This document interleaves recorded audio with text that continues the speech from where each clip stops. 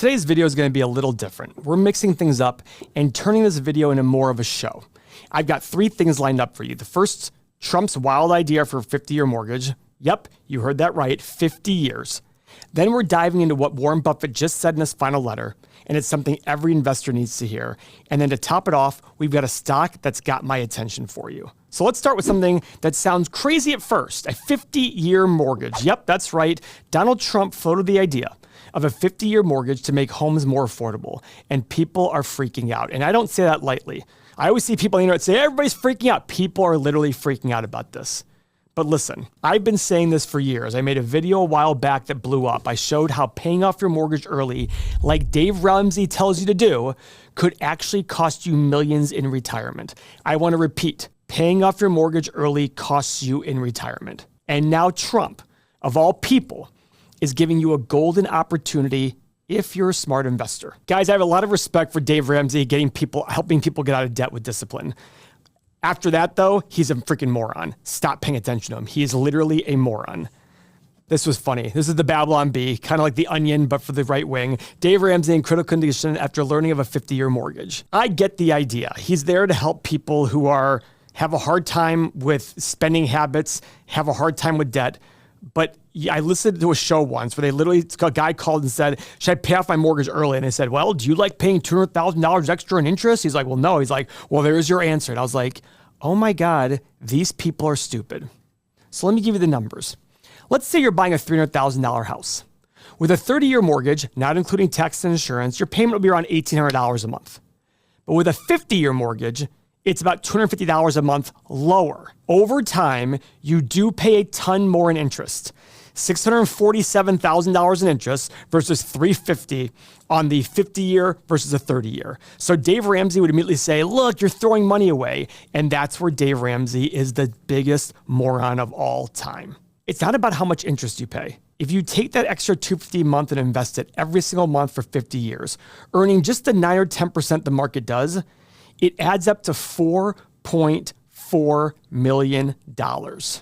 Okay, now let's compare it to the 30-year mortgage. Yeah, you're not investing the $250 a month along the way, but at the end of 30 years, you have your house free and clear, and now you're saving that $1,800 a month. So at year 30, you start investing $1,800 a month for 20 years. Instead of $4.4 million, you end up with $1.4 million. The 50-year plan wins by over $3 million. And guys, that's when rates are 6% per year. Imagine if you had a rate of 3% back in the day, it was even bigger. So let me ask you something. When you're 70, 75 years old, do you really care if you're still paying a mortgage when your house that you bought for $400,000 is worth close to $2 million and you only owe $150,000 on it? If you want to sell it, fine. Put a sign in your yard on your $2 million house and say for sale for 1.8. It'll sell for 1.9 or 2 very quickly. There's no risk in that. Yes, it's not convenient to have the cash flow and all that stuff.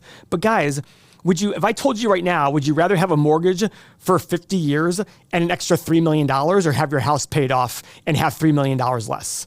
Again, I'm never going to criticize anybody for sleeping well at night, but that's the difference. It's real money. I have never paid off a house in my life, and I never want to. Obviously not because I can't, because I never want to. My money works harder in the market than it ever could paying off my mortgage. And yes, I have a different situation. I've got apartments. I've got all these things. My brother-in-law and I were at lunch just a couple of weeks ago. He said, how many units do you have now? I said, 1,000. He goes, how many are paid off? I said, 0. He goes, well, when are they going to be paid off? I said, never. He said, don't you want to pay them off? No. He goes, well, the way I think is if I had 1,000 apartments that were paid off, I'd be able to make millions a year off that just sitting there. I'm like, yeah, or instead of paying them off, I take that money and go buy more, and 1,000 units becomes 3, 4, 5,000 units, and I make even more money than my 1,000 units were making paid off using the same amount of equity. Many, many years ago, about 18 years ago, I got started in the business, and this old guy named Bart, he owned the apartment building next to one of mine that I bought from him. He sat me down. Old guy, he was like 75 at the time, and I said to him, and I always love talking to older people about their life. I said to him, the cliche, hey, what advice do you have? He said, always have a little discomfort in your life with money. And I was like, really? He goes, it'll make you stay a little alert. It'll make you think a little bit more. It won't let you be complacent. But paying off your mortgage early is the biggest scam ever perpetrated on the US public financially. Doesn't mean emotionally you shouldn't do it. But you have to remember, you will have financial repercussions from paying off your home early. If you're the kind of person who doesn't have the discipline to invest that difference, then you're just going to be screwing yourself. The whole key to my idea is reinvesting that extra money. And a lot of comments below will be like, well, it's easy to say if you have to, but everybody's going to spend the money. Yeah, maybe. I don't encourage you to do it if you're just a spender of money. But if you're disciplined and you can take that extra cash and go reinvest it, you are going to be millions of dollars richer. Guys, that example I gave above, $400,000 house, $300,000 mortgage. In 40 years, that thing is worth $2 million based on 4% appreciation per year. You're going to have a $2 million home, and at the end of 40 years on a 50-year mortgage, you're going to owe $125,000 to $150,000. Does that mortgage matter? I like the idea of having that check to write every single month. To me, it makes me feel like I hate that thing. Let me go work harder to pay it. I know that sounds crazy, but that's the way I feel. And again, that's what works for me. But if you're the kind of person that doesn't sleep at night because of a mortgage and you have the discipline to really save all that extra money, great, go for it. Go pay off your mortgage. Have a great time. But it's the same advice. It goes along the same advice I give to people. When you're buying a house, put enough down where if you had to sell your house, you could without coming to the table with money. And that's the way I look at it, with a $2 million value and $125,000 or $150,000 mortgage balance in 40 years. I think the 50-year mortgage is a great idea. Japan tried a 100-year mortgage several decades ago. They don't have that anymore. I think it's so great because it gives people the opportunity to sit there and reinvest extra money. Again, it's hard to do that. And the other thing is, if you're going to be buying your first, second house before your final home, have a 50-year mortgage. Who cares? Like, I look at it going like, you're not going to be there for very long, so how much equity are you really going to build? This whole thing is not about the mortgage itself. It's about how you use time, discipline, and smart decisions to build wealth over decades. And speaking of long-term thinking, let's talk about the man who defines it all, Warren Buffett. He just dropped what is likely his final letter as CEO of Berkshire Hathaway. Here it is. The man who taught millions of us how to actually invest, not gamble, not speculate, not chase hype, but invest is stepping down. He's officially done writing Berkshire's annual report. He's done fielding questions at the annual shareholder meeting, those long, legendary Q&As with Charlie Munger. Even though he mentioned in the letter, I'm going quiet, we'll still hear from him once a year. He's moving his letter to Thanksgiving. Now, if you're watching this and thinking, Paul, who cares? It's just an old guy retiring, then you've missed everything about the guy. Buffett isn't just another CEO. He built Berkshire from a dying textile mill into a $1 trillion machine that owns everything from Geico to Dairy Queen to Apple stock to Coca-Cola. He took $10,000 of investments in the 1960s and turned it into billions for everyday people. If you'd invested in Berkshire back in 1965, your money would have grown over 5.5 million %. But more than the money, he changed how we thought as investors. He made it okay to be boring. He made it okay to be patient.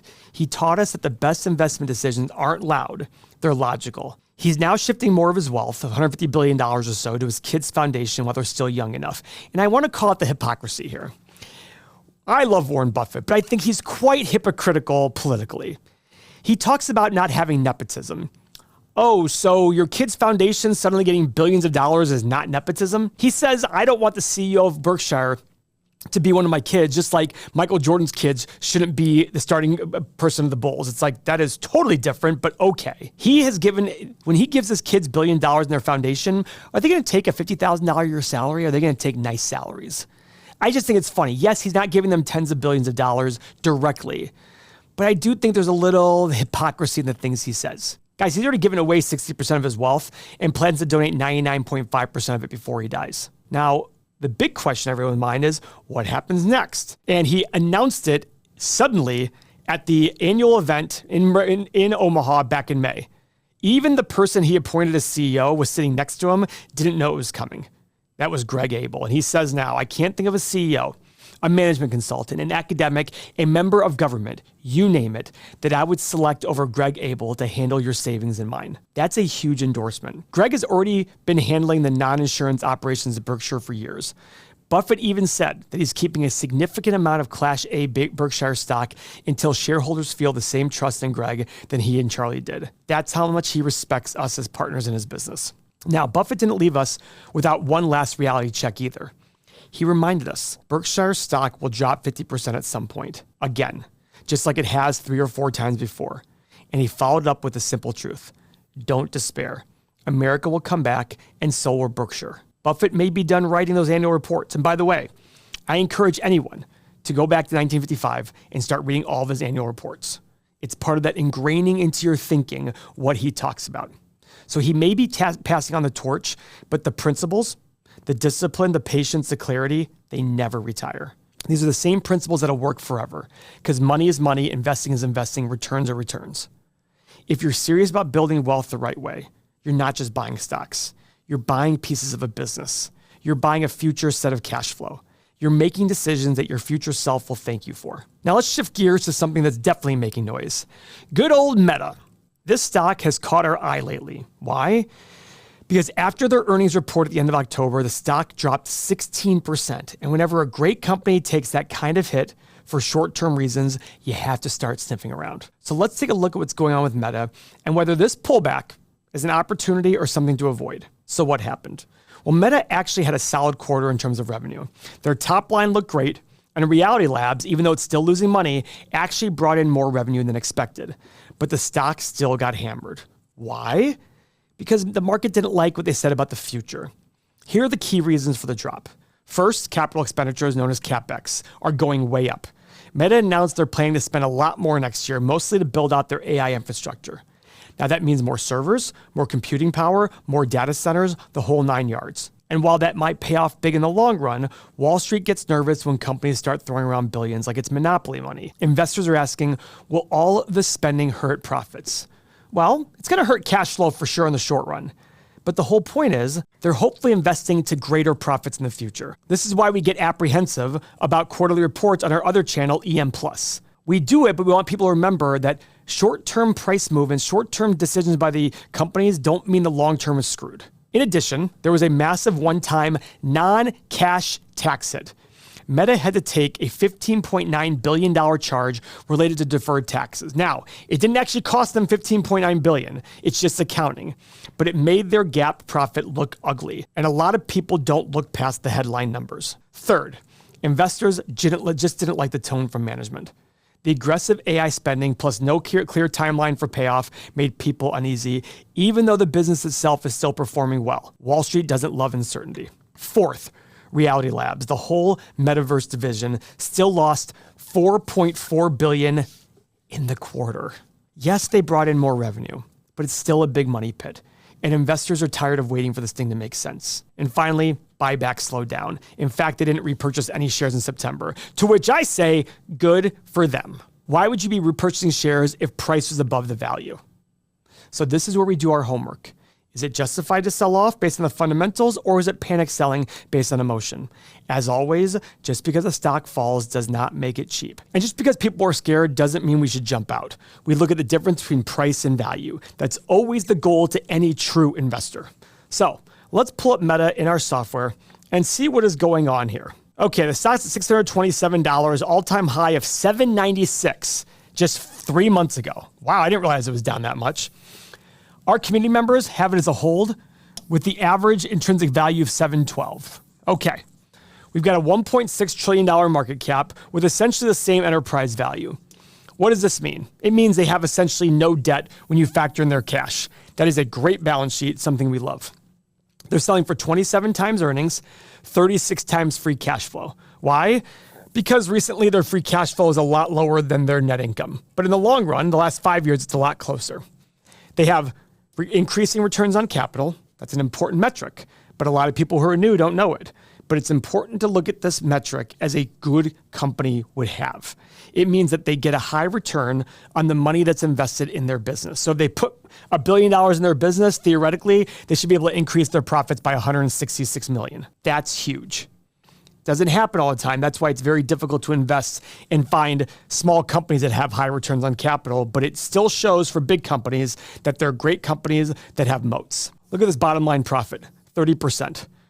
Gross profit, 82%. Look at this growth rate, 17% a year for the last 3 years, 19% for the last 5, 28% for the last 10. Guys, this is huge growth numbers. Oh, and look at this adorable dividend, 0.3%, but it still eats up $5 billion in cash. All right, let's go look at their pillars, 8 pillars here. What we love to see. Checks on everything but valuation. So what this means is we're just looking for the right price. this could be the right price. Because if I told you right now that Meta was going to double its profit every year for the next 20 years, this would be cheap. You'd have to sell everything you own just to buy Meta stock. That's the big difference. So guys, let's go see what the analysts think about this company. Well, they have earnings per share growing from 29 bucks to 45 over the next 4 years. That's growth rates of 25, 6, 14, 12, and 18%. All right, so low double-digit growth and revenue growth. Wow. See, I'm surprised by this. 20%, 16, 14, 13, 10. With such a high gross margin, if they grow their revenue like this, they should be growing their earnings per share by a much higher number. That's kind of surprising to me that it's that low. Now, guys, if this felt overwhelming, I understand. If you're new to this, I understand. Even if you're not new to this, it's still overwhelming. I'm here to try to simplify all of this. I encourage you to watch more videos where we talk about these metrics. This is exactly why I teach on YouTube. I want to make sure that people understand when they buy a stock, they're buying a piece of a business. Just like if your neighbor asks you to invest in their local restaurant or their car mechanic shop. In a few minutes, we're going to break down the price for Meta using our stock analyzer tool. It's really important because when you're buying a company, we don't know the future, but we made a tool that allows people to put low, middle, and high assumptions. This is what's going to help make you a better investor and help you sleep better at night. When you have the numbers to back up your assumptions and your buy purchases, you're not going to get upset when you sit there and say, wait a second, this company, what is going on with this company? Like, you'll be like, okay, but I looked at the numbers and I was conservative and still looks like a buy. It is very difficult to be out there. When I bought Meta back in the end of 2022, I actually got lucky. I was buying it starting at maybe 200 and all the way down. I bought it on the lowest day, November 4th, 2022, my wife's birthday. I bought it $88 a share by pure luck. Now, I foolishly sold around 195 or 200 as it rebounded because I thought it gone up too fast. Shame on me. But the point is, my thesis was correct. My thesis was everybody was worried about Reality Labs. It's losing $10 billion a year. And I'm like, yeah, but if it fails, they just add $10 billion a year to their bottom line automatically. And they still have increasing cash flows even with that $10 billion a year loss. That was my logic. And I was like, that is not incorrect. But back then, everyone wanted to kill Mark Zuckerberg. He's an idiot. The lizard's got to go. All these things. Fine by me. Guess what? Now he's a genius again. So, as promised, let's pull up Meta in our stock analyzer tool. This is an assumption I did for the next 10 years a while back. So it's a 10-year assumption, low, middle, and high revenue growth of 6, 9, and 12%. Profit margin, I did 32, 36, and 40. Now, guys, that's really high. I'm going to back this down a little bit. I think I was doing this for a different reason back when the day was, oh no, I see why I was doing this. Because they did 31% before. Let's do 30, 34, and 38. Because guys, as they grow and the Reality Labs becomes profitable or goes away, their profit margins go up a lot higher. This could actually be low for them. Now, what is the PE and price of free cash flow you would put in the company 10 years from now? Guys, it's a premium business. I always tell people start at 15 or 16 and go higher for good companies, lower for bad ones. This is a great company. Great margins, decent growth, high returns on capital, getting better. So what's the PE? I put 20, 23, and 26. Now, if you're in our community and you put 17, 20, 23, I get it. If you put 22, 25, 28, I get it. This is the hard part about investing. This is what makes investing an art. Now, finally, guys, I put a desired annual return of 9%. This is my intrinsic value number, my market number, but I'm not buying on a 9% return. I want my margin of safety. I need a higher return than 9%. But for this video to show what I think the company's worth based on my assumptions, this is what I put. Guys, I have felt that panic in my gut as well. When stocks fall, fear takes over. You start thinking, do I sell before it gets worse? I've been there. I've made those emotional decisions and I paid heavily for them. But patience and planning are what separates principle-driven investors from degenerate gamblers.